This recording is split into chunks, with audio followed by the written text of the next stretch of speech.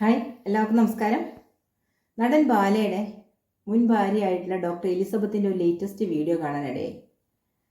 അവർ ചെയ്യുന്ന വീഡിയോയ്ക്ക് താഴെയൊക്കെ വളരെയധികം മോശമായിട്ട് ചില ആളുകൾ കമൻറ്റ് ചെയ്യുന്നു എന്നാണ് അവർ പറയുന്നത്. വളരെ സങ്കടത്തോടു കൂടിയാണ് അവർ പറയുന്നത്. അവരുടെ വീഡിയോ നിർത്തുക എന്ന ഉദ്ദേശത്തോടു കൂടി, അവരെ വീഡിയോ ചെയ്യുന്നത് അവസാനിപ്പിക്കുക എന്നുള്ള ഉദ്ദേശത്തോടു കൂടിയാണ് ഇത്തരത്തിലുള്ള കമൻറ്റുകൾ ഇടുന്നതെന്നാണ് എലിസബത്ത് പറയുന്നത്. അവർ ഓട്ടിസം ബാധിച്ച ആളാണ്, അവർക്ക് പ്രസവിക്കാൻ കഴിയില്ല എന്നുള്ള രീതിയിലൊക്കെയാണ് കമൻറ്റുകൾ വരുന്നത്. ഇതൊക്കെ ഫേക്ക് ഐഡിയയിൽ നിന്നാണ് വരുന്നതെന്നാണ് ഡോക്ടർ എലിസബത്ത് പറയുന്നത്. പൈസ കൊടുത്ത് അവരെ മനഃപൂർവ്വം തളർത്തണം എന്ന ഉദ്ദേശത്തോടു കൂടി ആരോ ചെയ്യിപ്പിക്കുന്നതായിട്ടാണ് അവർ പറയുന്നത്. അതുകൊണ്ട് തന്നെ ഇങ്ങനെയൊക്കെ കമൻ്റ് ഇട്ടതുകൊണ്ട് ഞാൻ തളരാൻ പോകുന്നില്ല. പലതരത്തിലുള്ള ഇൻസൾട്ടുകളും അവഹേളനങ്ങളും ഒക്കെ നേരിട്ട് പല ആളുകളുടെ മുന്നിലും അപമാനിക്കപ്പെട്ട്, സ്നേഹിച്ചവരാൽ അപമാനിക്കപ്പെട്ട് ഒക്കെ ജീവിച്ച ഒരാളാണ് ഞാൻ. വളരെയധികം സ്നേഹിച്ച ആളുകളിൽ നിന്നും പലതരത്തിലുള്ള അവഹേളനങ്ങളും ബോഡി ഷെയ്മിങ്ങും എല്ലാം നേരിട്ട ഒരാളാണ്. അപ്പം അതുകൊണ്ട് തന്നെ അതിൽ നിന്നൊക്കെ റിക്കവർ ചെയ്ത് വന്നുകൊണ്ടിരിക്കുന്ന ഞാൻ ഇനി ഒന്നിലും തളരില്ല. എന്നെ തളർത്താൻ ആർക്കും കഴിയില്ല. കാരണം ഞാൻ എൻ്റെ കാര്യം നോക്കി ജീവിക്കുന്ന ആളാണ്. ഞാൻ മറ്റുള്ളവരുടെ ഒരാളുടെ കാര്യത്തിൽ ഇടപെടാനോ അവരുടെ കാര്യങ്ങൾ സംസാരിക്കാനോ താല്പര്യപ്പെടുന്ന ആളല്ല.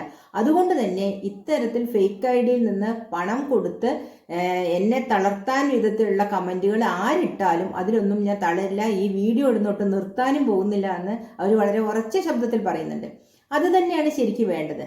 കാരണം നമുക്കറിയാം, ബാലയുടെ വിവാഹ ജീവിതവുമായിട്ട് ബന്ധപ്പെട്ട് ഒരുപാട് പ്രശ്നങ്ങൾ സോഷ്യൽ മീഡിയയിലൂടെ ഉണ്ടായിട്ടുണ്ട്.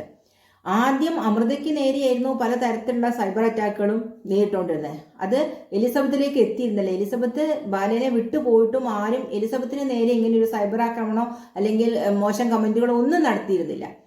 പക്ഷേ ഒരു ഘട്ടം കഴിഞ്ഞപ്പോൾ അമൃതയും മോളും അതിനെതിരെ ശക്തമായി പ്രതികരിക്കുകയും അത് കേസിലും വഴക്കിലും അറസ്റ്റിലേക്കൊക്കെ നീങ്ങുകയും ചെയ്തത് നമ്മൾ കണ്ടതാണ്.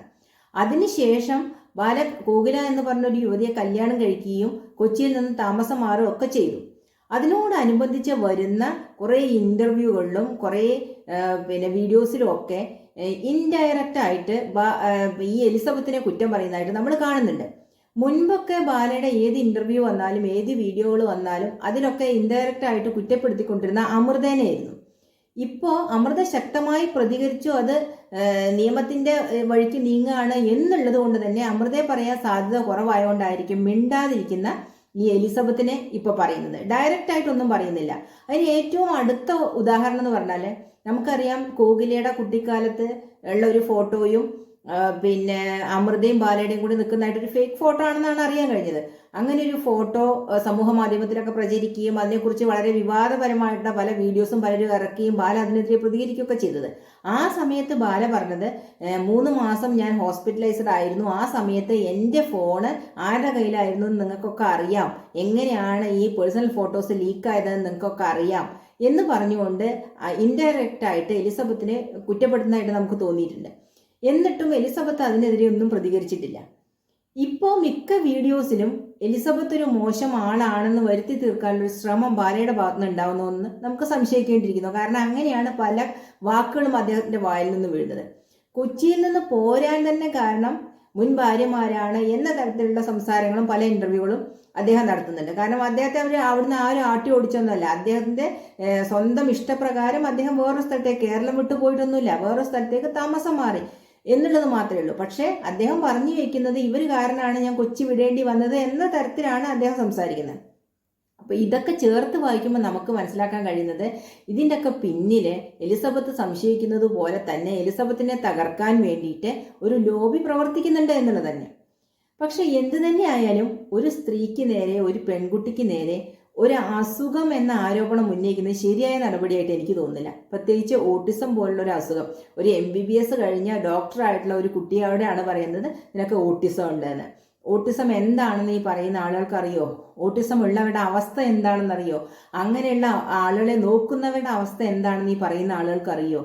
അതുപോലെ ഇവർ പ്രസവിക്കില്ല എന്ന് പറയുന്നത്, ഈ പറയുന്ന ആളുകൾ ആരെങ്കിലും ഇവര് പ്രസവിക്കാത്ത സ്ത്രീയാണെന്നുള്ള തെളിവുകൾ കണ്ടിട്ടുണ്ടോ? ഇവര് ബാലയുടെ കൂടെ കഴിഞ്ഞുകൊണ്ട് അവര് പ്രസവിച്ചില്ല എന്ന ഒരു കാരണം കൊണ്ട് ഇവര് ഒരിക്കലും പ്രസവിക്കാത്ത സ്ത്രീയാണെന്ന് പറയാൻ കഴിയുമോ? ചിലപ്പോൾ ബാലയിലാണ് തകരാറെങ്കിലോ, ചിലപ്പോൾ അതും എല്ലാവർക്കും കുഞ്ഞുങ്ങൾ വേണ്ടാന്ന് തോന്നിയിട്ടാണെങ്കിലോ? ഈ പറയുന്നവർക്ക് അത് വല്ലതും അറിയോ? അതൊക്കെ അവരുടെ പേഴ്സണൽ ലൈഫാണ്, പേഴ്സണൽ ജീവിതമാണ്. ഒരു പെൺകുട്ടിയെ ഏറ്റവും കൂടുതൽ തകർക്കാൻ പറ്റുന്ന ഒരു ആയുധം എന്ന് പറഞ്ഞാൽ നീ പ്രസവിക്കില്ല എന്നുള്ളതാണ്. അത് തന്നെ ആയിരിക്കണം ഈ എലിസബത്തിന് നേരെ പ്രയോഗിക്കുന്നത്. ഇനി നാളെ പറയാനുള്ള ചാൻസ് എന്ന് പറഞ്ഞാൽ ബാലയ്ക്ക് ഒരു കുഞ്ഞിനെ വേണമെന്ന് ആഗ്രഹം ഉണ്ടായിരുന്നു, അത് എലിസബത്തിന് പ്രസവിക്കാൻ കഴിയാത്തത് കൊണ്ട് ആണ് കോകിലെ കെട്ടിയത് എന്ന തരത്തിലേക്കായിരിക്കണം ഈ ചർച്ചകൾ വഴിമാറുന്നത്. അതിനു വേണ്ടിയുള്ള ബോധപൂർവമായിട്ടുള്ള ചില ആളുകളുടെ ശ്രമം ആവാനും സാധ്യതയുണ്ട്. കാരണം എന്തുകൊണ്ട് ബാല എലിസബത്തിനെ ഉപേക്ഷിച്ചു, അമൃതേനെ ഉപേക്ഷിച്ചതിനൊക്കെ കാരണമുണ്ട്.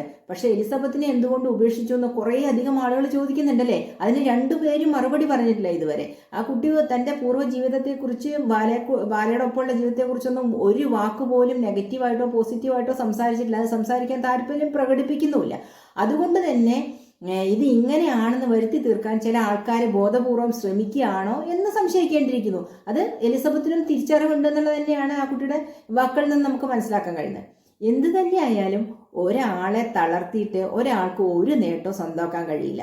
ആ കുട്ടി പറയുന്നുണ്ട്, ഇതൊക്കെ ഞാൻ തിരിച്ചറിയുന്നുണ്ട്, എനിക്ക് നേരെ വരുന്ന കാര്യങ്ങളൊക്കെ അതിലൊന്നും ഞാൻ വീഴില്ല, ഞാൻ ഇനി തളരില്ല എന്ന് ഉറച്ച ശബ്ദത്തിൽ പറയുന്ന അത് തന്നെയാണ് വേണ്ടത്. ഇങ്ങനെയുള്ള ആളുകളുടെ മുൻപിൽ ധൈര്യസമേതം ജീവിച്ച് കാണിച്ചു കൊടുക്കണം. ഞാൻ എന്താണ് എന്നുള്ളത് ജീവിച്ച് കാണിച്ചു കൊടുക്കണം. അതുകൊണ്ട് തന്നെ ഈ കമന്റ് ചെയ്യുന്ന ആൾക്കാരെ ഓട്ടിസം പോലെയുള്ള അസുഖത്തെ വെച്ചിട്ട് വേറൊരാളെ പരിഹസിക്കാനുള്ള ഒരു അവസരമായിട്ട് ഉപയോഗിക്കരുത്. ഇത്ര മനസാക്ഷിയില്ലാത്ത ആൾക്കാരാണ് ഇങ്ങനെ ഒരു ഡോക്ടറായിട്ടുള്ള ഒരു കുട്ടിക്ക് നേരെ ഓട്ടിസം ആണെന്നൊക്കെ പറയുന്ന ആലോചിക്കുമ്പോൾ സങ്കടം തോന്നുകയാണ്. ഏത് തരത്തിൽ തളർത്താൻ ശ്രമിച്ചാലും അതിനൊക്കെ പല മാർഗങ്ങളുണ്ടല്ലേ, എന്തെല്ലാം പറയാം അതിന്. പക്ഷേ ഇത്തരത്തിൽ ഒരു രോഗത്തിന്റെ പേര് പറഞ്ഞൊക്കെ തളർത്തുക എന്ന് പറഞ്ഞാൽ അത് നീചമായിട്ട് പ്രവൃത്തിയായിട്ടേ നമുക്ക് മനസ്സിലാക്കാൻ കഴിയും.